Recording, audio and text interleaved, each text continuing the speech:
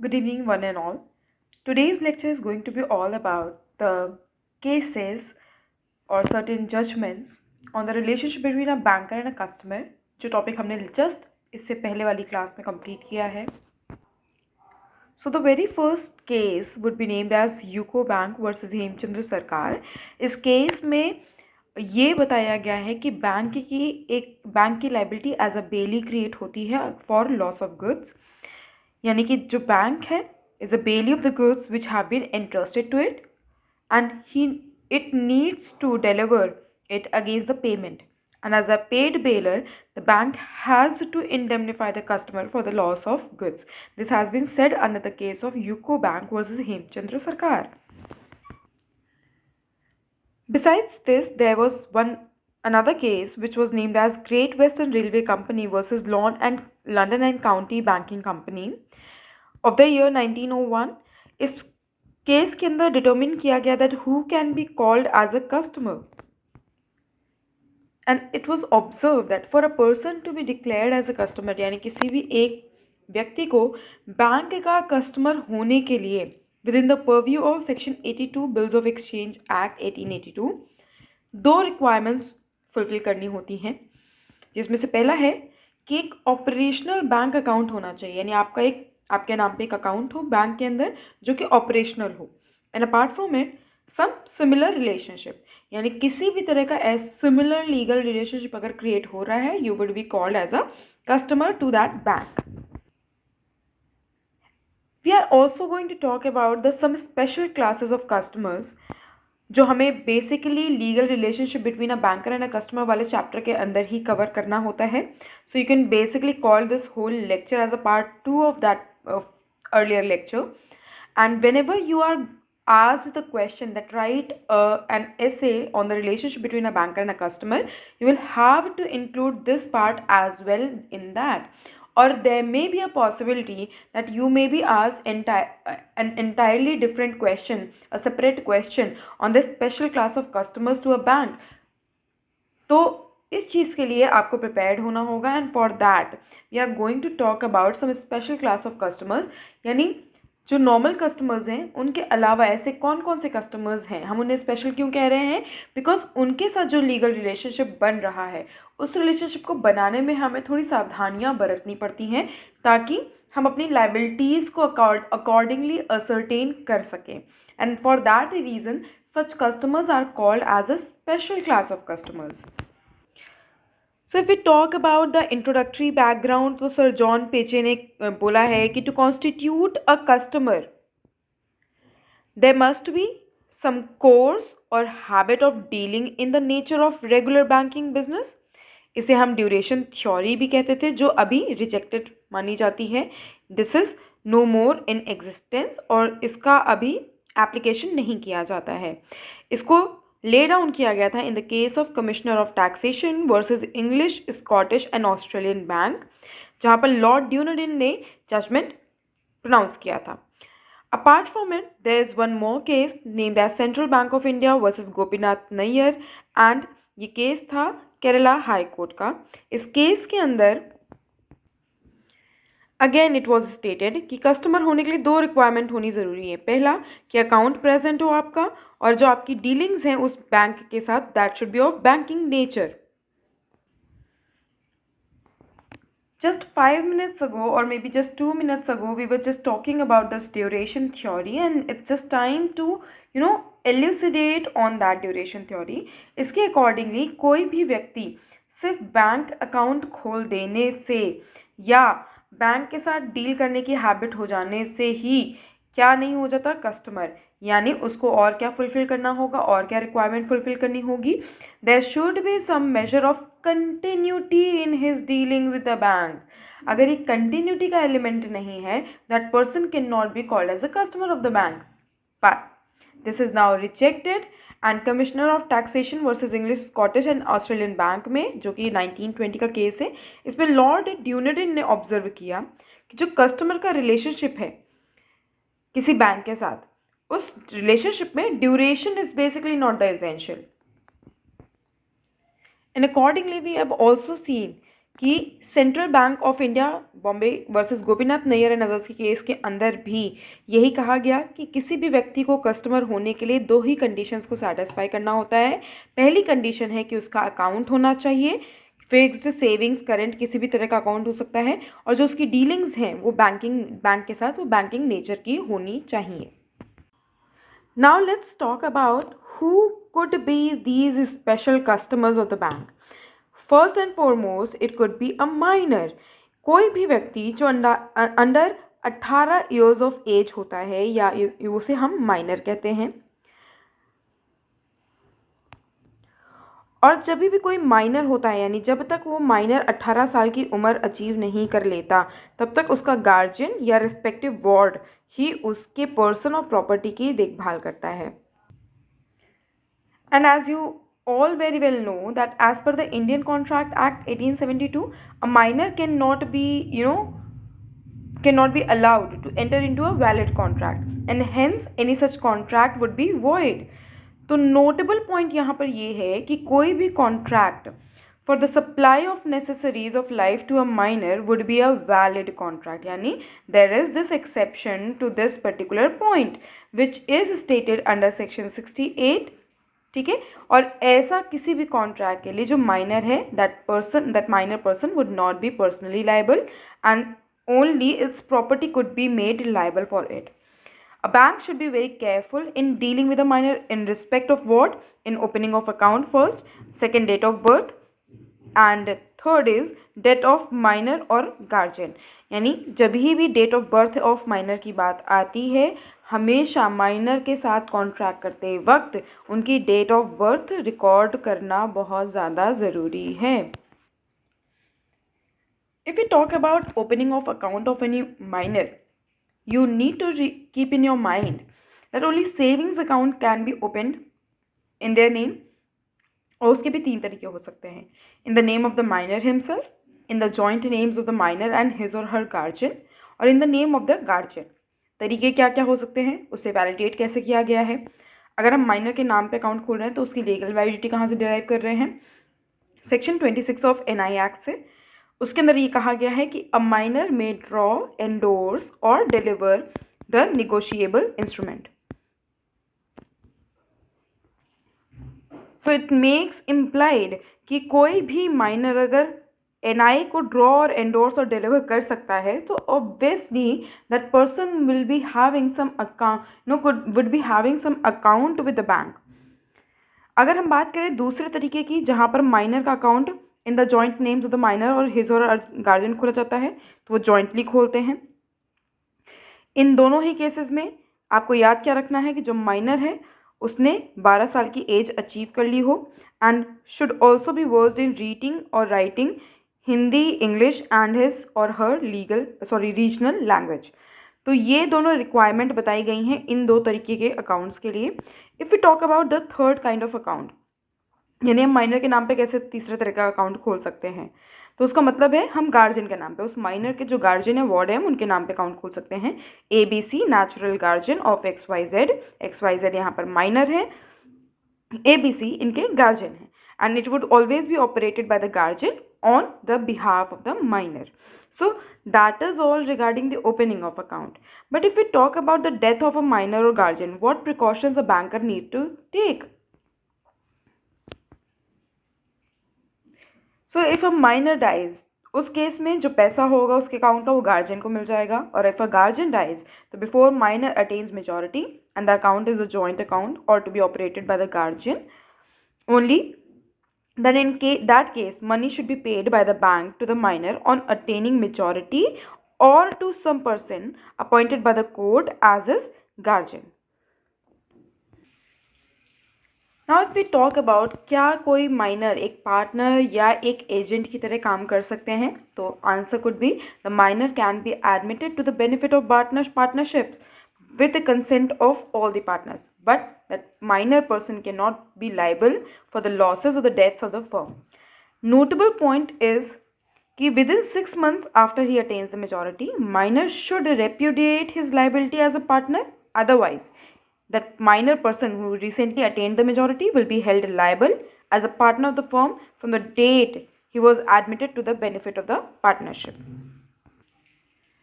The answer to the next question could be the क्या कोई minor एक agent की तरह काम कर सकता है? तो यहाँ पर हमें ये बताना है कि जो माइनर है that minor person can be appointed to act as an agent on behalf of his principal and in this capacity he may draw and sign cheques on his principal's account. If the account becomes overdrawn, only and only the principal will be liable because the agent stands in his place.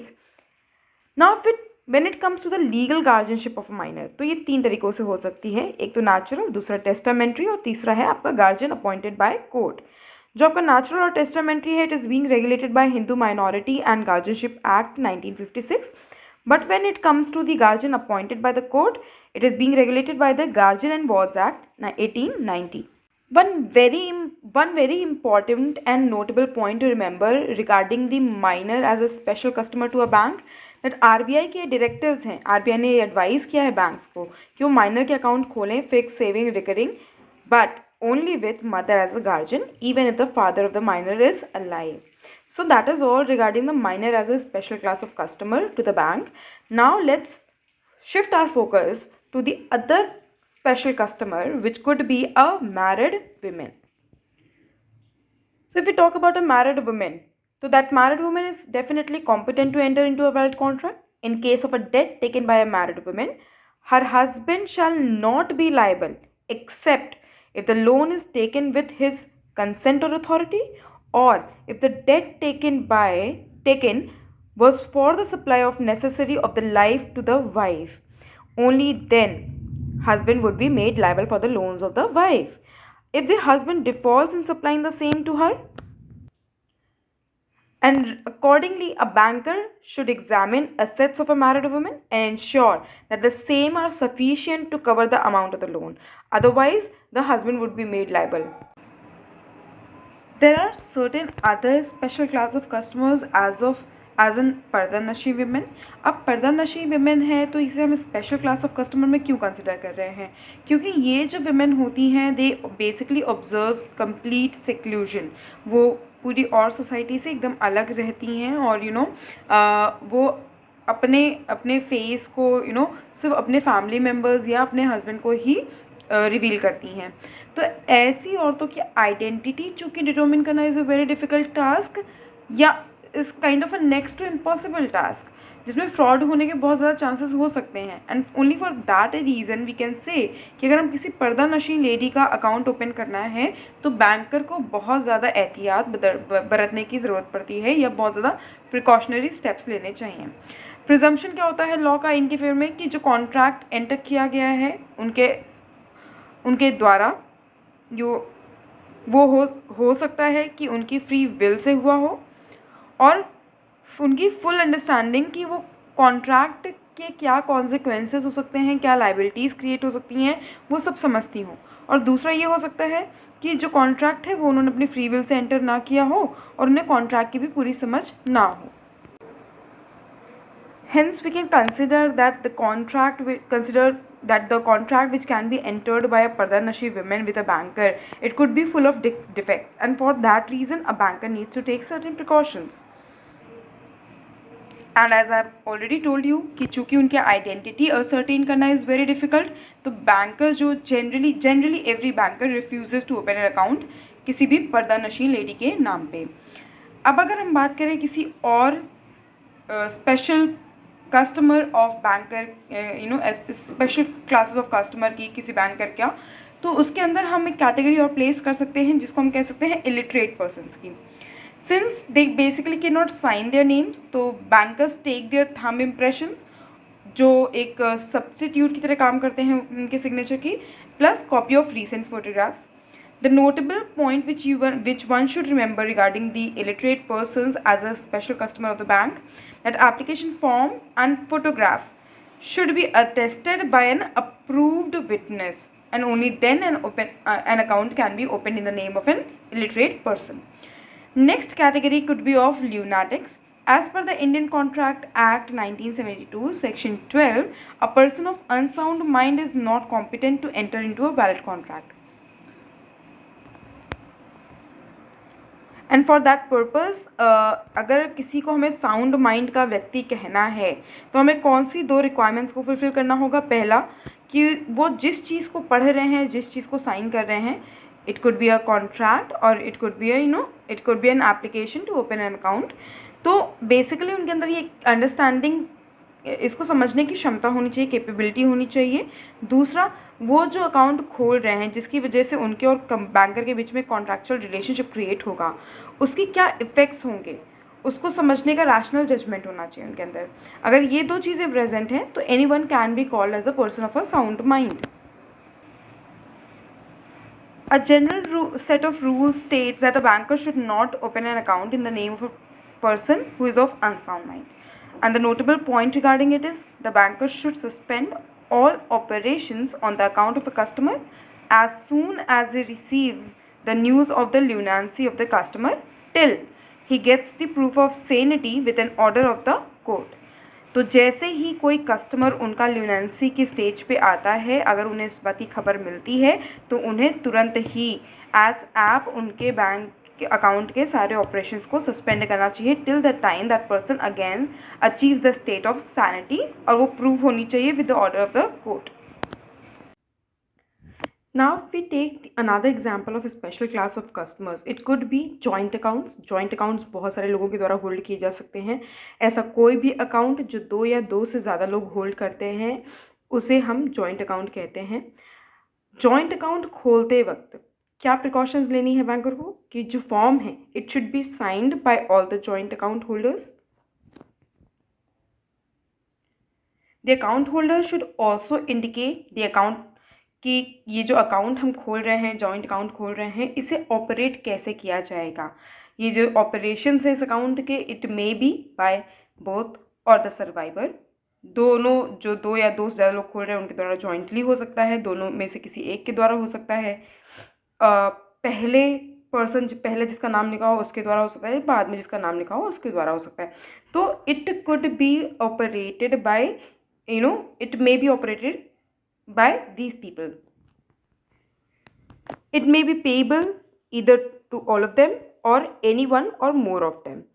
Notable point यहाँ याद रखना ये है कि अगर कोई भी तरह की इंस्ट्रक्शन नहीं दी है कि इस अकाउंट को हम कैसे ऑपरेट करने वाले हैं, तो ये यूजुअली अज्यूम या प्रिज्यूम कर लिया जाएगा कि जो जॉइंट अकाउंट खोला गया है it would be operated bye all. The other notable point is regarding the joint accounts is कि अगर in like any of them, जो लोग भी holders हैं joint account के, any of them can stop the payment of check जो किसी और दूसरे joint account holder ने issue किया है, तो ये बिल्कुल किया जा सकता है। इसके अलावा एक और नोटेबल पॉइंट हम याद रख सकते हैं कि अगर कोई रिक्वेस्ट की गई है किसी भी तरह की ग्रांट, एडवांस के ग्रांट के लिए, तो it should be made by all parties jointly, only then that request would be entertained. Devolution की अगर हम बात करें तो यानी अगर हम जॉइंट अकाउंट की बात कर रहे हैं तो जॉइंट अकाउंट के जो बैलेंस है उसको उसका डिवोल्यूशन कैसे किया जाएगा in the case of insanity, in the case of insolvency, in the case of the death, और अगर जॉइंट अकाउंट किसी हस्बैंड या वाइफ का है तो इनका डिवोल्यूशन कैसे होना है बैलेंस का, उसको हमें यहाँ पर कंसिडर करना है।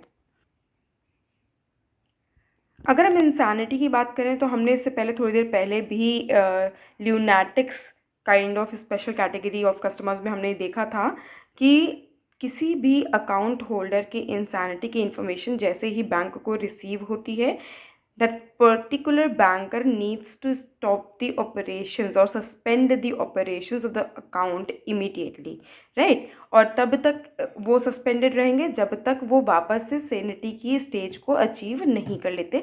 Exactly that is the thing which I have mentioned over here again, right? अगर हम इंसॉल्वेंसी की बात करें तो इंसॉल्वेंसी के केस में कैसे डिवोल्यूशन होगा, तो जो ऑपरेशंस हैं अकाउंट के वो it will be stopped and the payments जो होंगी वो on the instructions of trustee of the insolvent plus solvent account holders के हिसाब से होंगी। फिर अगर हम डेथ की बात करें तो जो सर्वाइवर्स होंगे उन्हें पूरा पूरा अमाउंट बैलेंस या जो पूरा पूरा बैलेंस होगा आपके अकाउंट का वो पूरा डिवोल्यूशन उसका कर दिया जाएगा।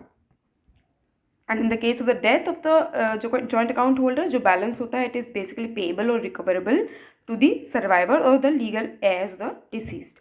अब अगर हम joint account of husband and wife की बात करें तो अगर इंस्ट्रक्शन दिए गए हैं कि payable to either or survivor, no problem about the operation, यहाँ पर कोई प्रॉब्लम नहीं है as far as both are alive. पर जैसे ही डेथ ऑफ द हस्बैंड होती है, whether the amount is to be paid to the wife as the survivor, it is obviously payable to either or survivor. पर अगर contrary है तो उस केस में जो हस्बैंड के लीगल एयर्स होंगे तो उनको वो पूरा का पूरा बैलेंस डिवोल्यूशन उनका कर दिया जाएगा।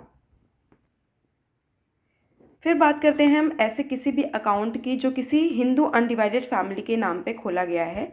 तो चूंकि उनका जो बिजनेस होता है वो एक तरह का हेरिटेबल ट्रस्ट होता है, जो मेंबर्स होते हैं वो उसके को पार्टनर्स होते हैं, और जो उसका एल्डेस्ट मेल मेंबर होता है उस HUF का, वो उस HUF का कर्ता कहलाता है।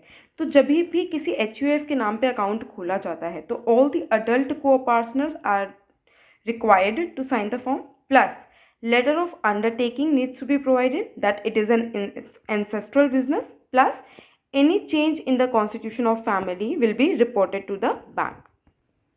The notable point regarding the loan which is being taken by a joint family or a Hindu undivided family, आपको याद क्या रखना है कि अगर हमें जॉइंट फैमिली के एस्टेट को चार्ज करना है तो उसके सारे फैमिली मेम्बर्स रिक्वायर्ड हैं एग्जीक्यूट करने के लिए डीड को और अपनी कंसेंट देने के लिए, और डीड जो है कर्ता के द्वारा अकेले भी एग्जीक्यूट की जा सकती है अगर वो जो लोन की हम बात कर रहे हैं it was taken for the benefit और the necessities for the family, and only in that case karta अकेले भी ऐसा कोई डीड एग्जीक्यूट कर सकते हैं।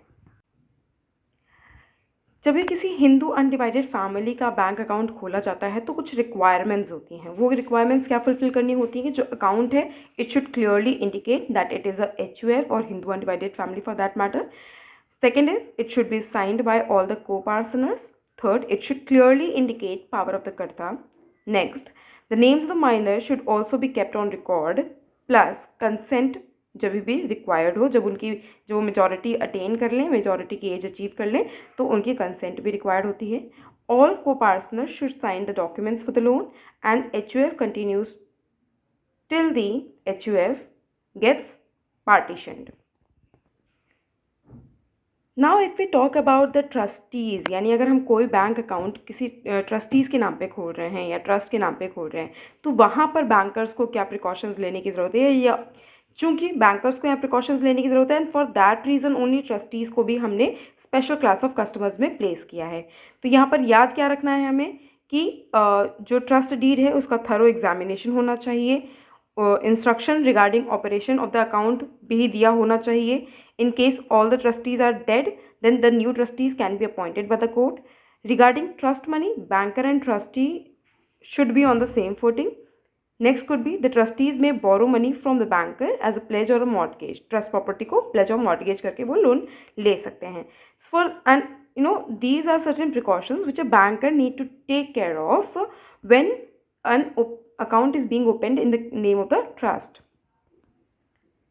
Next special class of customer is that of partners. अगर हम पार्टनर्स के नाम पे अकाउंट खोल रहे हैं तो इंडियन पार्टनरशिप एक्ट के सेक्शन 4 में पार्टनरशिप को डिफाइन किया गया है, जो ये कहता है कि अग्रीमेंट बाय 2 और मोर, जो कि एक्सप्रेस या एम्प्लाइड हो सकता है, to share the profit of the business, plus partner acts as an agent of one another.